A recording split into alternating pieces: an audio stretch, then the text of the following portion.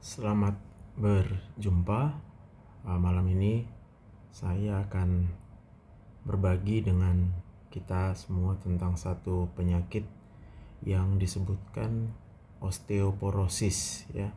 Jadi kita akan mempelajari definisi, epidemiologi, etiologi, gambaran klinis, diagnostik, diagnosa banding, pengobatan, dan juga untuk pencegahannya. Sebagai ringkasan, osteoporosis ini merupakan satu penyakit pada tulang ya, di mana terjadi kehilangan kepadatan mineral di tulang, yang mana ini akan menyebabkan penurunan dari kekuatan tulang tersebut, sehingga meningkat kerentanannya untuk dapat terjadi fraktur ya. Nah, penyakit ini biasanya mengenai perempuan yang postmenopause dan juga semua orang-orang dengan usia lanjut, oleh karena penurunan yang tiba-tiba dari kadar estrogen dan juga proses-proses yang terjadi oleh karena pertambahan jumlah umur. Ini menjadi kunci sehingga terjadi osteoporosis. Faktor risiko lebih lanjut termasuk kurangnya aktivitas fisik, merokok, dan konsumsi alkohol. Osteoporosis ini biasanya tidak ada gejala ya, sampai terjadi pertama sekali fraktur yang patologis ya, oleh karena kerentanan tadi, yang hanya mungkin disebabkan trauma yang minor, jadi seharusnya tidak menyebabkan fraktur, khususnya pada tulang vertebra. Bila fraktur pada vertebra ini terjadi berulang kali, maka pasien bisa mengalami hiperkifosis pada toraks dan juga penurunan tinggi badan ya. Diagnosa osteoporosis itu sendiri yaitu dengan menggunakan alat dual energy X-ray absorptiometry ya. Jadi alat ini digunakan untuk menilai kepadatan dari tulang. Sementara untuk mendiagnosa frakturnya cukup dengan X-ray yang konvensional. Manajemennya sendiri ada dua, yaitu pencegahan dan juga terapi medikamentosa. Pencegahannya terutama dengan intake kalsium dan vitamin D yang cukup dan aktivitas fisik yang teratur dengan olahraga yang memperkuat otot ya.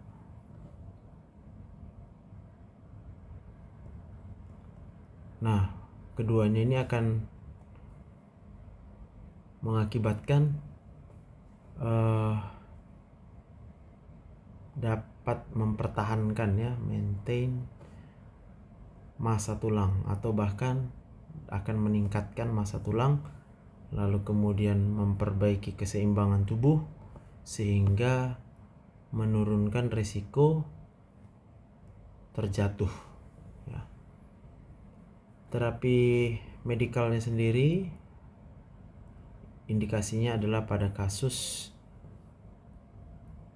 densitas tulang yang menurun yang berat ya, ataupun sudah terjadi fraktur oleh karena osteoporosis.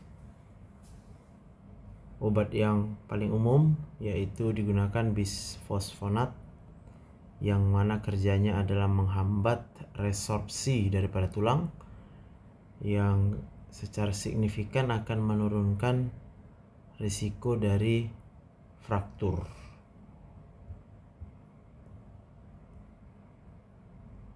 Ada juga beberapa terapi medikal lainnya seperti teriparatide, raloxifene, yang indikasinya pada kasus-kasus khusus, yaitu pada osteoporosis yang berat atau sebagai profilaksis pada penyakit kanker payudara, atau bila pasien dikontraindikasikan untuk obat bisfosfonat.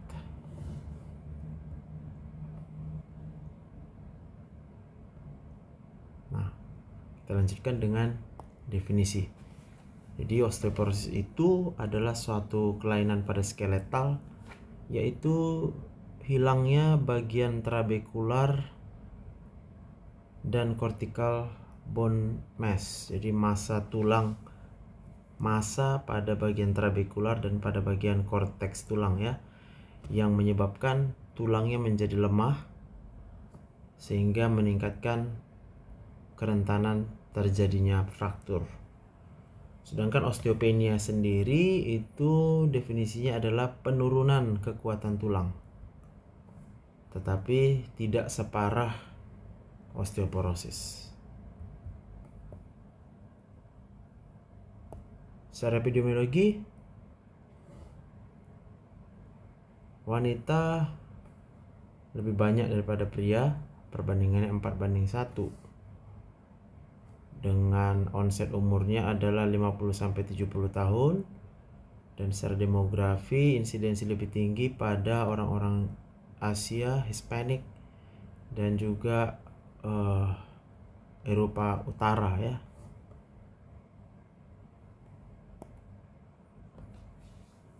Jadi pada wanita ini terutama mengalami osteoporosis primer, sedangkan pada laki-laki paling sering itu mengalami osteoporosis sekunder. Nanti kita lihat.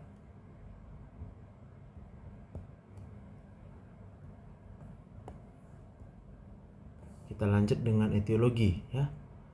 Jadi secara etiologi osteoporosis dibagi dua, ada yang primer dan ada yang sekunder ya. Nah, kita lihat dulu yang pertama untuk yang primer. Nah, yang primer ini merupakan yang paling sering ya. Ada beberapa tipe. Yang pertama tipe 1 atau osteoporosis postmenopausal, yaitu pada wanita-wanita yang sudah mengalami menopause, di mana kita tahu bahwa estrogen itu kerjanya adalah menstimulasi osteoblas dan menghambat kerja daripada osteoklas. Lebih lanjut, pada wanita yang postmenopause maka terjadi penurunan kadar estrogen, sehingga terjadilah peningkatan resorpsi pada tulang, yaitu meningkatnya kerja dari osteoklas. Dan tipe yang kedua untuk yang primer disebut senile osteoporosis, yaitu hilangnya massa tulang yang gradual ya, bertahap dengan sesuai dengan meningkatnya usia, khususnya ketika seseorang mencapai usia di atas 70 tahun. Lalu kemudian ada osteoporosis yang idiopatik yang tidak diketahui penyebabnya.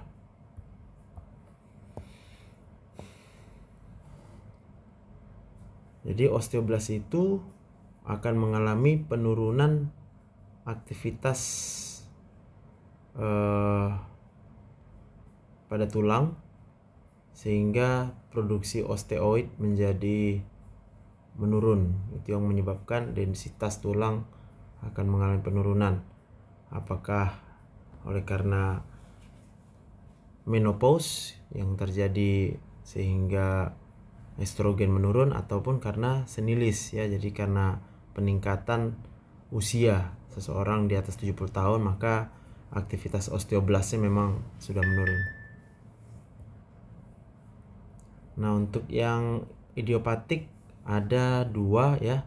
Yang pertama disebut idiopatik juvenile osteoporosis, yaitu bentuk yang paling jarang, sangat jarang ya dari osteoporosis yang manifestasinya terjadi pada pasien-pasien dengan usia 8 sampai 13 tahun ya, dimana pasiennya mengalami nyeri pada tulang dan fraktur yang tidak biasa pada anak-anak ya, pada pinggang, femur dan vertebra. Dan biasanya gejala-gejala ini bisa hilang sendiri secara spontan ya dalam beberapa tahun setelah mengalami pubertas. Itu yang disebut dengan idiopathic juvenile osteoporosis.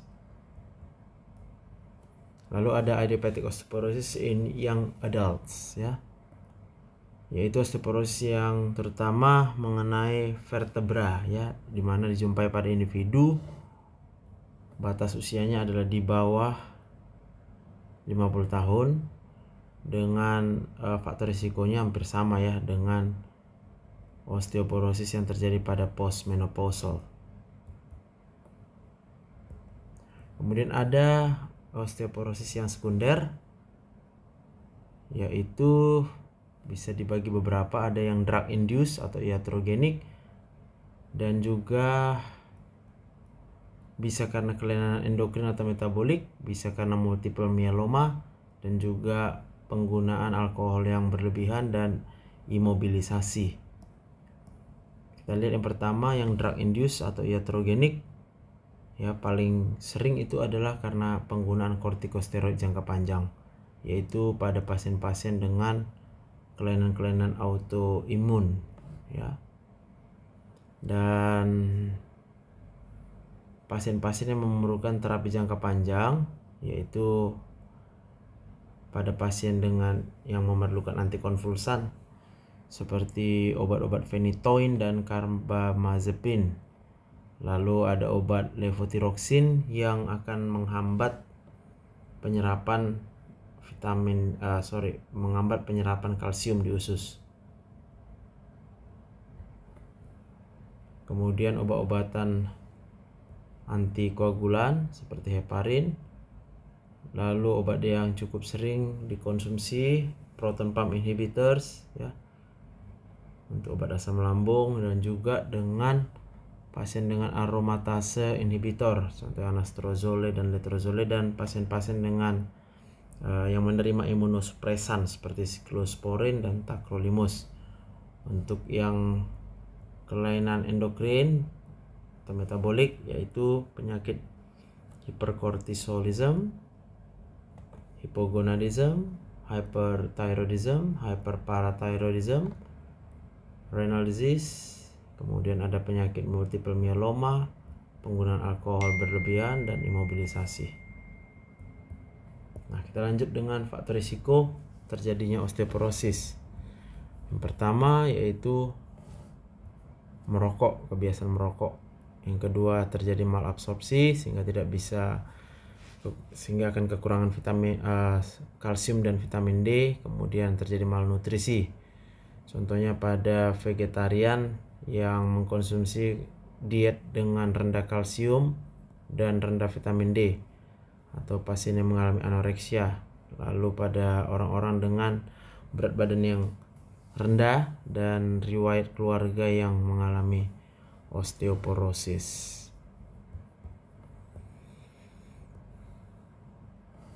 Untuk gambaran klinisnya ya, jadi kebanyakan nggak ada gejala. Lalu bisa terjadi fraktur yang oleh karena fragilitas, yaitu fraktur patologis yang disebabkan oleh aktivitas sehari-hari, misalnya membungkuk atau bahkan hanya bersin, atau oleh karena trauma minor, misalnya jatuh dari ketinggian atau jatuh saat berdiri. Jadi ketinggiannya rata dengan tanah tempat dia berdiri, di mana tempat yang paling sering terkena fraktur itu adalah di vertebra. Ya, ini paling sering. Lalu diikuti dengan femoral neck pada bagian leher femoral, lalu pada distal radius atau disebut dengan fraktur Cowles, lalu diikuti dengan fraktur pada tulang-tulang panjang lainnya seperti pada humerus. Kemudian gejala berikutnya adalah terjadinya fraktur pada vertebra oleh karena terjadinya kompresi, ya. Biasanya nggak ada gejala, tapi bisa juga menyebabkan nyeri punggung yang akut dan kemungkinan adanya area-area yang dirasakan nyeri tanpa ada gejala-gejala neurologis. Lalu kita lihat bahwa kalau terjadi fraktur yang multiple pada vertebra akan menurunkan tinggi badan dan juga terjadinya kifosis torasik.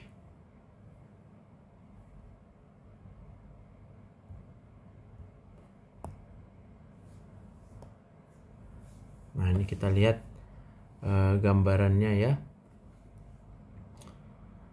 Jadi ini vertebra yang normal ya, begini. Penuh dia ya. Dan kalau dia terjadi kompresi, maka bentuk-bentuknya itu bisa terbentuk seperti baji ya. Jadi ini menekan sehingga muncullah bentuknya menjadi begini. Lalu ada disebut dengan bentuk pelana yang tadinya setebal ini lalu menurun menjadi begini. Jadi sedikit dia ya. Dan nanti kita lihat juga di sini akan terjadi pergeseran tulang ini ya. Lalu bisa bentuknya seperti bikonkav pada tulang vertebranya. Nah, kira-kira dengan ilustrasi ini kita melihat di sini yang A bentuknya adalah wedge fracture, yang B yang bentuknya adalah vertebra plana, dan yang C itu kalau terjadi bentuk yang bikonkav ya. Dan ini akan membuat kelengkungan daripada vertebranya bertambah ya, namanya hiperkifosis.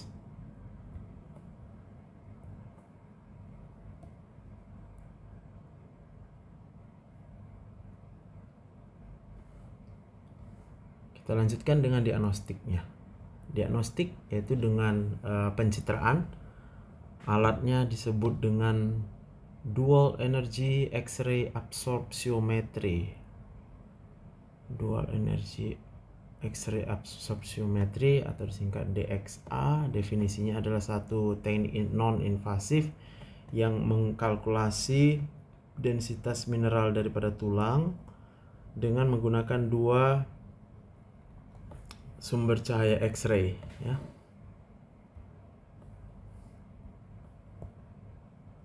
Jadi DXA akan mengukur densitas permukaan tulang dengan nilai ukurnya adalah gram per centimeter kuadrat dan bukan mengukur secara 3 dimensi ya, bukan mengukur kepadatan tulang secara keseluruhan. Jadi pengukuran ini dapat digunakan untuk mengkalkulasi bone mineral density ya. Tempat pengukurannya yaitu pada lumbar spine dan juga pada femoral neck ya. Jadi nilai terendah dari DXA adalah untuk menentukan risiko fraktur dalam 10 tahun.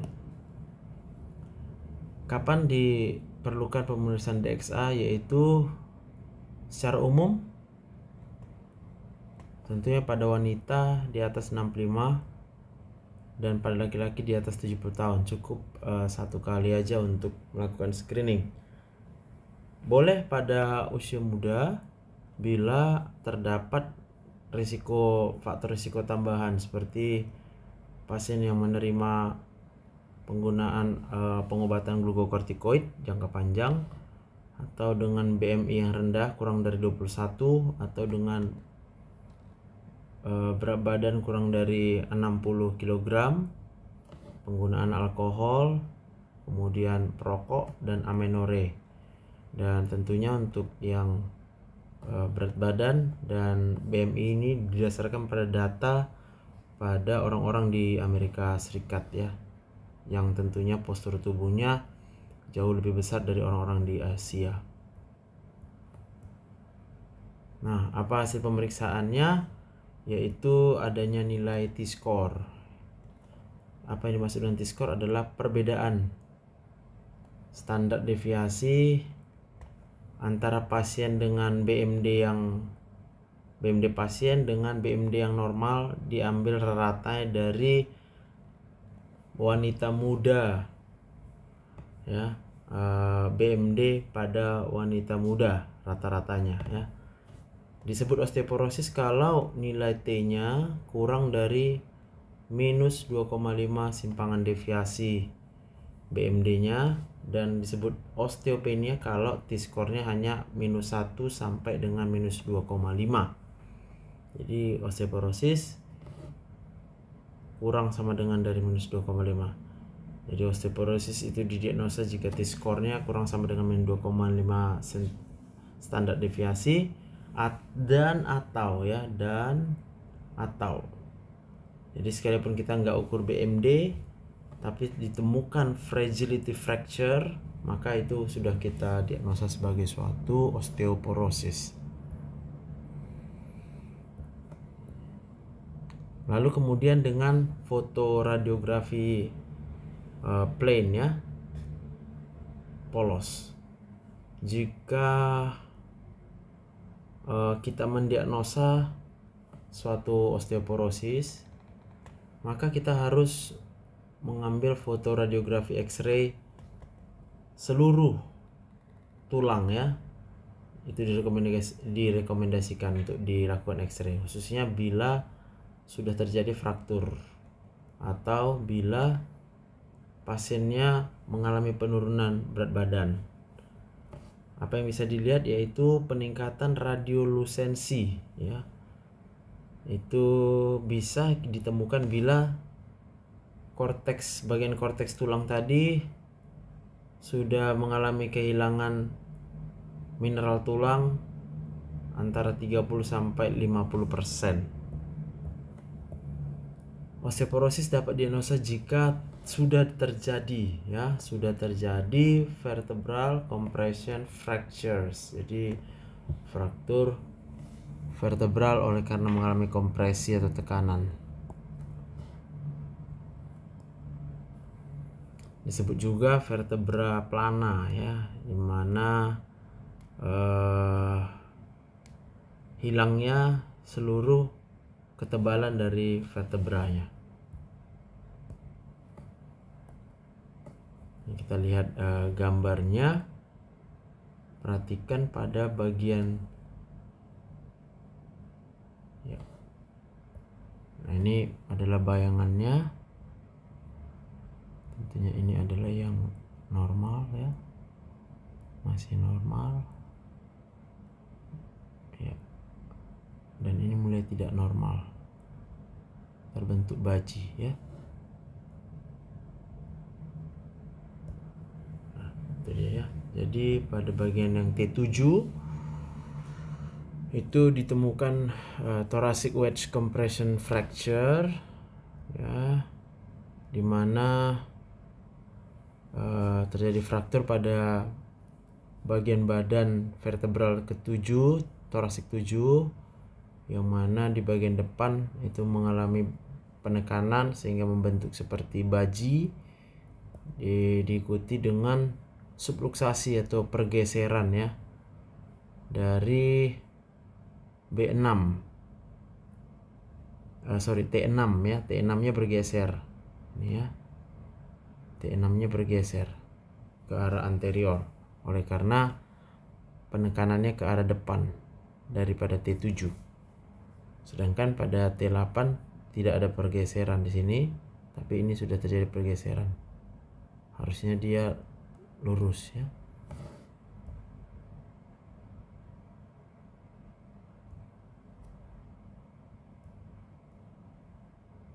Jadi kompresi deformitas oleh karena kompresi yang membentuk baji ini paling sering itu adalah oleh karena osteoporosis. Sekalipun bisa juga dijumpai karena ada lesi vokal pada tulang ataupun karena trauma ya. Nah, kita lihat gambar titik-titik yang merah itu adalah vertebra yang normal. Lalu ada pemeriksaan kuantitatif computed tomography atau QCT. Ini untuk mengukur volume tulang yang sebenarnya, true bone volume density. Jadi volume densitas tulang yang sebenarnya, dan satuannya menjadi gram per cm kubik. Tadi gram per cm kuadrat ya untuk DXA. Jadi QCT adalah metode yang sensitif untuk mendeteksi osteoporosis. Kenapa? Karena dia mampu mengukur volume tulang bagian trabekula di dalam vertebra. Ya, sekalipun dia memiliki sensitivitas yang tinggi, QT sini cukup jarang ya digunakan dibandingkan dengan DXA. Pemeriksaan kimia klinik biasanya temuannya normal, tapi beberapa marker bisa digunakan untuk melakukan asesmen penilaian terhadap risiko terjadinya fraktur. Marker ini sendiri juga dapat digunakan untuk memonitor ya respon pengobatan ya, treatment response, yaitu dan dimana bila dijumpai crosslink pada urin ya yang menurun akan mengindikasikan bahwa pengobatan cukup efektif, yaitu menurunkan proses resorpsi pada tulang ya. Jadi crosslink, zat crosslink di urin.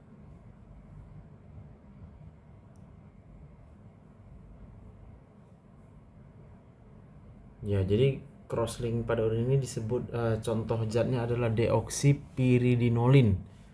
Apakah itu crosslink? Crosslink itu adalah marker terjadinya proses turnover dari bone, proses pertukaran dari tulang ya.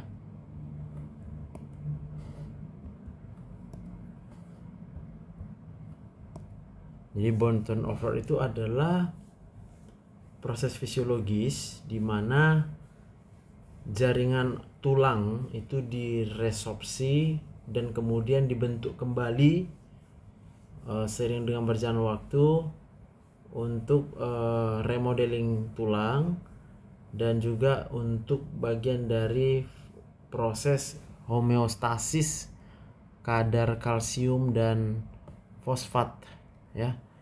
Jadi bila terjadi turnover yang tinggi ya, proses resorpsi dan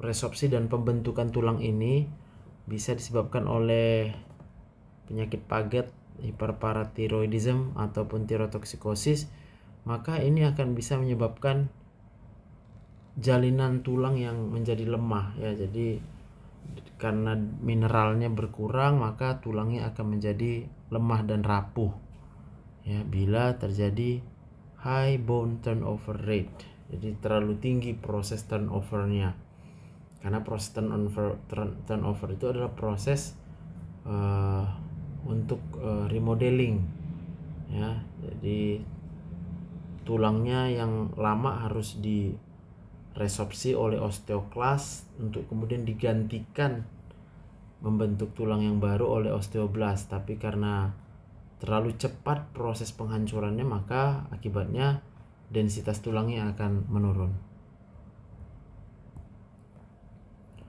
Dari pemeriksaan darah ya,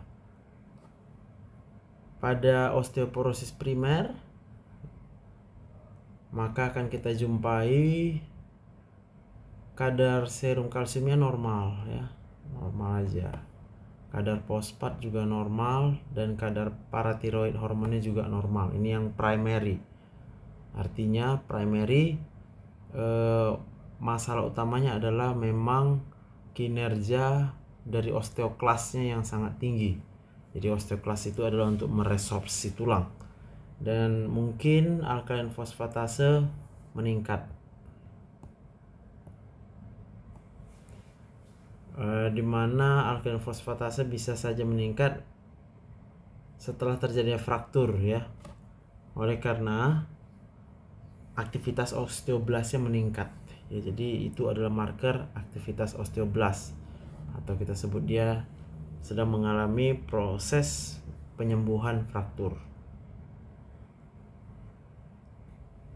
Sedangkan untuk yang sekunder, yaitu satu osteoporosis yang disebabkan oleh penyakit dasar lainnya ya. Contohnya hiperkalsemia pada hiperparatiroidism ya. Jadi kita tahu bahwa hormon paratiroid itu akan mengakibatkan kandungan kalsium di tulang akan ditarik masuk ke dalam intravaskular, sampai akhirnya bila terjadi berlebihan maka kadar kalsium sendiri di dalam tulang akan semakin rendah sehingga akan menurunkan densitas mineralnya.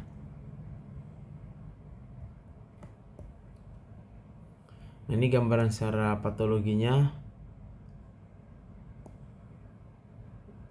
Kita akan menjumpai struktur trabekula yang tipis, bahkan dia sudah mulai saling terpisah ya. Kemudian bagian tulang korteksnya yang mengalami perburukan dan semakin sedikit bagian korteksnya. Sedangkan pada osteoklasnya secara pemeriksaan patologi akan terjadi peningkatan dari segi jumlah maupun aktivitas daripada osteoklas. Nah, ini kita lihat gambaran tulang spine ya yang sudah mengalami osteoporosis. Nah, kita lihat di sini. Yang pertama, ini ada bentuk yang mengalami bikonkaf ya. Ini bentuknya seperti ini. Dan juga ada ini juga bikonkaf ya, bagian yang bawahnya. Ini pada osteoporosis sekunder, yaitu pada wanita umur 12 tahun ya, oleh karena dosis glukokortikoid yang terlalu tinggi.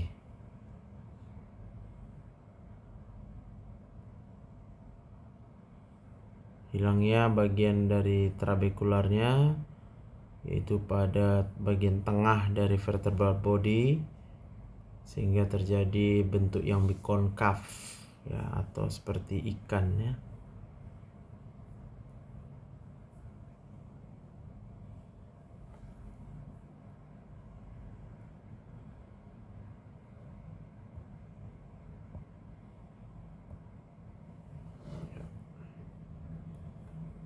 Dan ini gambaran MRI-nya.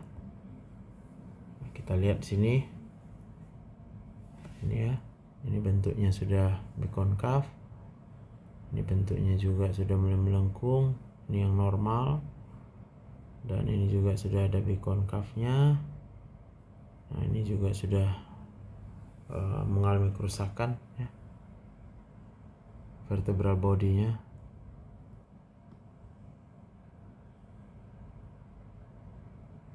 Ini pemeriksaan MRI ya. Kompresinya atau deformitas kompresinya pada T8, T10 dan L4 ya, yang warna hijau.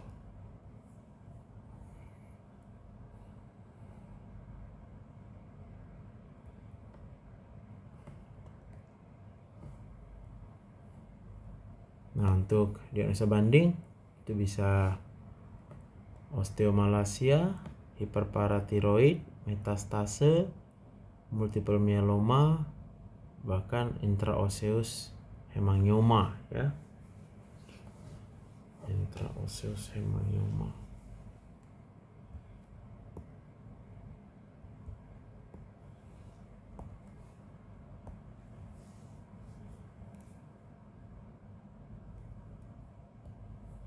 Nah, ini pada L2-nya hipertrophic sklerosis dari trabekulae bagian yang vertikal. Indikasi dari suatu intraosseous hemangioma ya.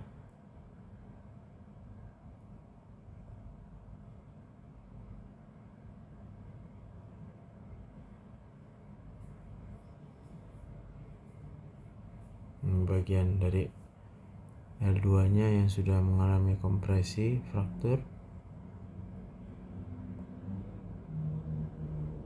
Hipertrophic sklerosis.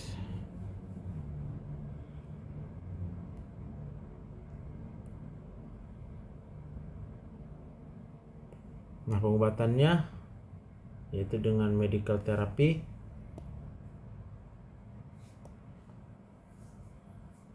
yaitu dengan obat bisfosfonat ya.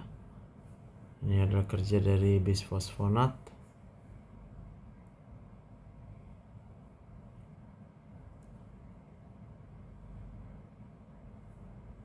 Yang pertama tentunya dia akan menghambat osteoklas ya, dan juga akan menghambat kalsitonin ya, dan sitokin, yang mana semua itu akan menyebabkan terjadinya bone turnover yang meningkat ya. Jadi kalsiumnya dibongkar dari tulang.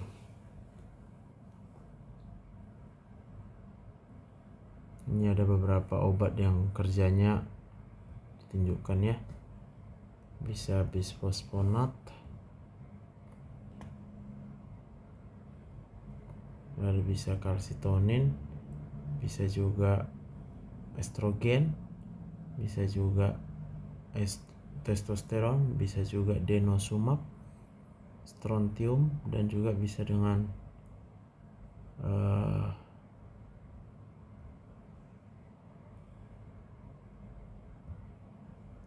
analog PTH dan vitamin D untuk meningkatkan reabsorpsi dari kalsium.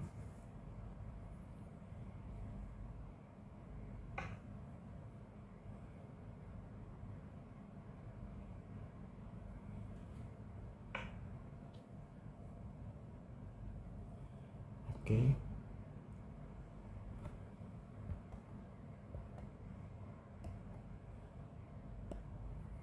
Nah, kapan kita memulai terapi medikamentosa? Ada indikasinya, yaitu ada riwayat fraktur yang patologis atau T-score-nya kurang sama dengan minus 2,5 atau di antara minus 1 dan minus 2,5 dengan kategori risiko fraktur yang meningkat. Itu indikasi untuk pemberian medical therapy. Obat pilihannya adalah bisfosfonat. Bisfosfonat contohnya ada lendronat dan risedronat. Mekanisme kerjanya adalah inhibisi pada osteoklas, yang mana akan menyebabkan penurunan dari resorpsi tulang. Efek sampingnya bisa terjadi hipokalsemi, esofagitis, bahkan kanker esofagus, dan osteonekrosis dari rahang.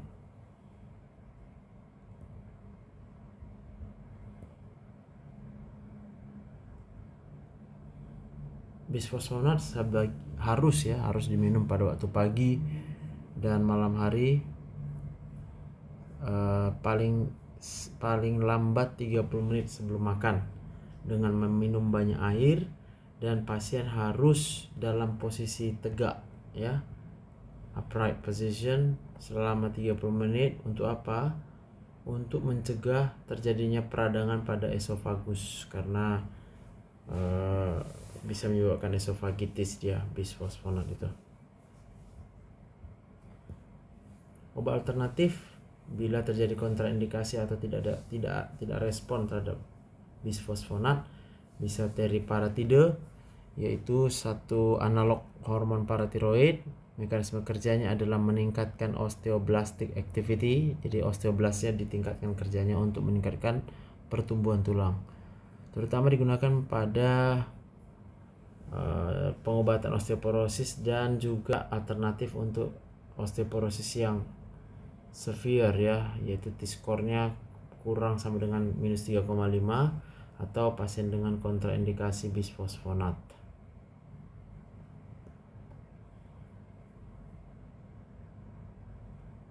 Sebenarnya teriparatide akan meningkatkan dua ya, formasi tulang meningkat, resorpsinya juga meningkat, tapi net efeknya, efek akhirnya adalah masih lebih banyak efek dari bone formation-nya dibandingkan dengan bone resorption, sehingga massa tulang akan kembali meningkat.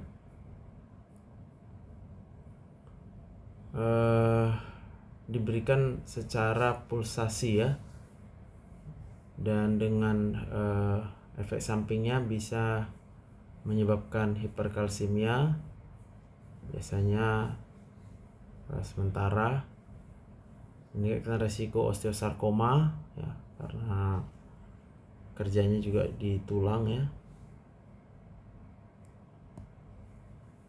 yaitu satu tumor yang ganas dari tulang muncul dari jaringan mesenchymal dan biasanya pada bagian metafisis tulang-tulang panjang. Karakteristiknya adalah pertumbuhan selnya yang sangat cepat dan terjadinya destruksi pada bagian korteks dan juga reaksi periostal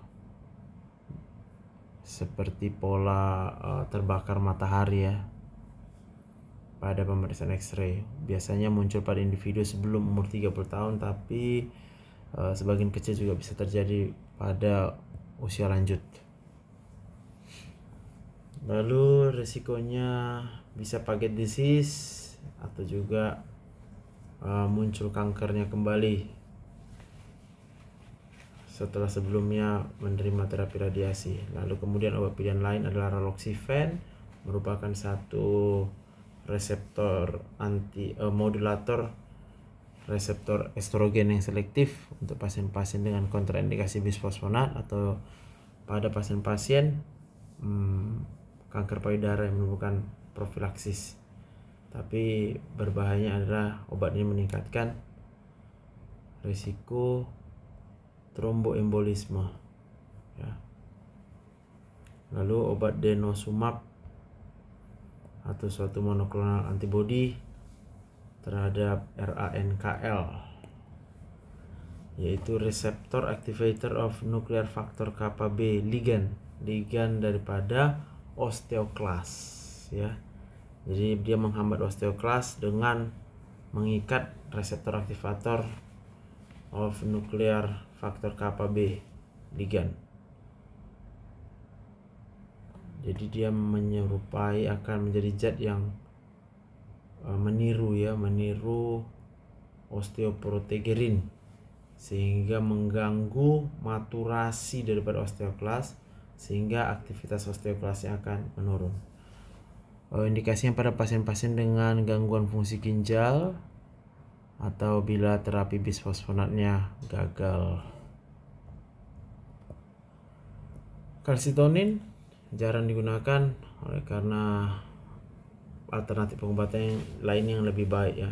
Indikasinya pada osteoporosis yang postmenopausal. Hormonal terapi estrogen ya, terapi estrogen tentunya pada wanita yang tidak mentoleransi ya, tidak tahan ya pada pengobatan lini pertama maupun lini kedua, atau dengan pasien dengan gejala menopause yang persisten ya. Biasanya dikombinasi dengan progestin. Kontraindikasinya bila dijumpai kanker payudara, penyakit jantung koroner, kemudian deep vein thrombosis itu tidak boleh dengan pemberian terapi hormonal.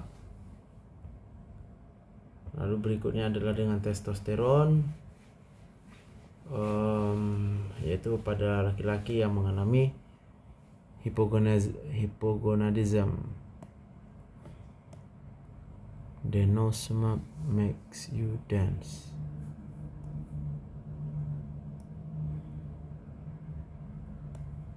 Ya, ini tadi ringkasan obat-obatnya ya, denosumab. Maka denosumab ini akan menghambat osteoklas ya.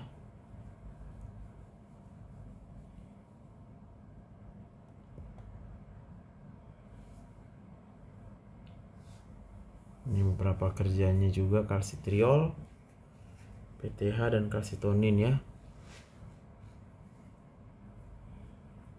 Kalsitriol akan meningkatkan mineralisasi tulang, meningkatkan absorpsi kalsium, meningkatkan absorpsi fosfat, meningkatkan reabsorpsi kalsium di ginjal dan juga di fosfat di ginjal. Di pembuluh darah efeknya akan meningkatkan kadar kalsium dan kadar fosfat. Kalsitriol. PTH sendiri akan meningkatkan resepsi tulang, yaitu dengan meningkatkan sehingga terjadi peningkatan kadar kalsium dan fosfat.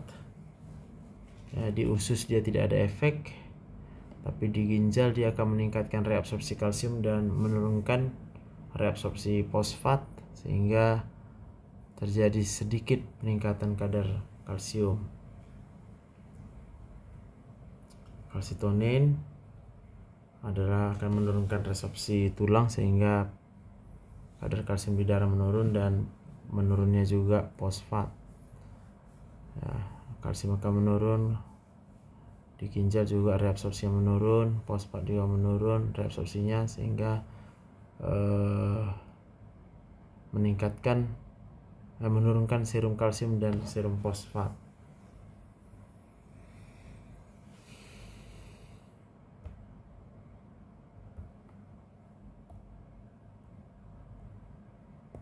Untuk profilaksis, pencegahannya yaitu dengan pertama diet, ya, hindari alkohol dan nikotin atau rokok, dan harus cukup konsumsi makanan mengandung kalsium dan juga vitamin D.